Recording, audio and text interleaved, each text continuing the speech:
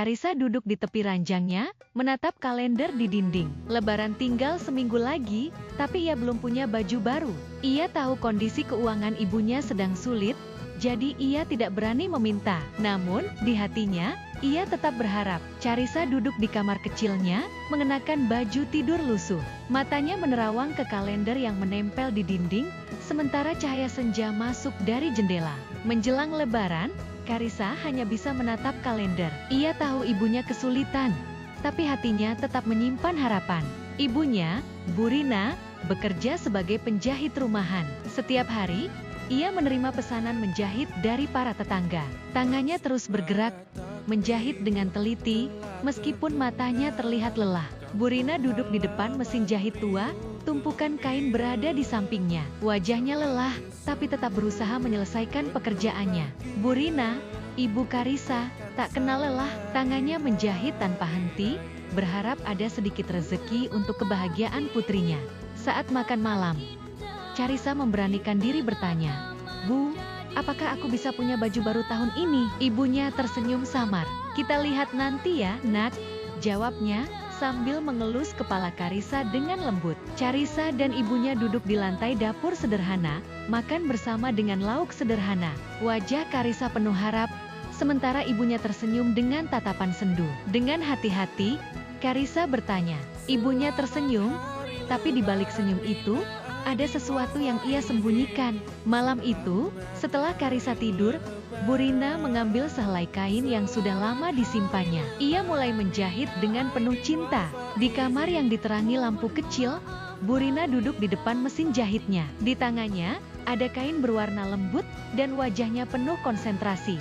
Saat malam tiba dan Carissa tertidur, ibunya bekerja diam-diam. Ada kejutan yang sedang ia persiapkan.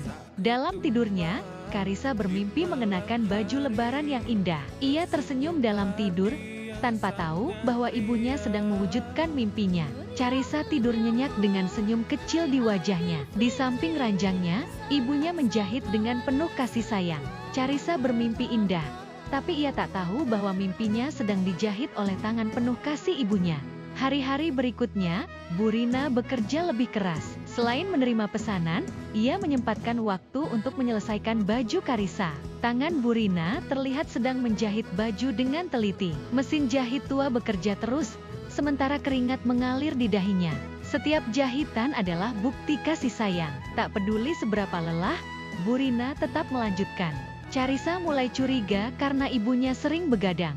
Namun, setiap kali ia bertanya, ibunya hanya tersenyum dan berkata, "Ibu hanya menyelesaikan pesanan." Carissa mengintip dari pintu kamar, melihat ibunya yang masih menjahit meski malam sudah larut. Carissa mulai bertanya-tanya, tapi ibunya selalu punya alasan. Apa yang sedang ia sembunyikan? Di malam takbiran, Bu Rina akhirnya menyelesaikan baju itu. Dengan hati-hati, ia melipatnya dan meletakkannya di atas meja kecil di samping tempat tidur Carissa. Sebuah baju sederhana namun cantik terlipat rapi di meja, sementara ibunya tersenyum lega. Akhirnya, baju itu selesai. Dengan penuh cinta, ia menyimpannya untuk kejutan besok pagi.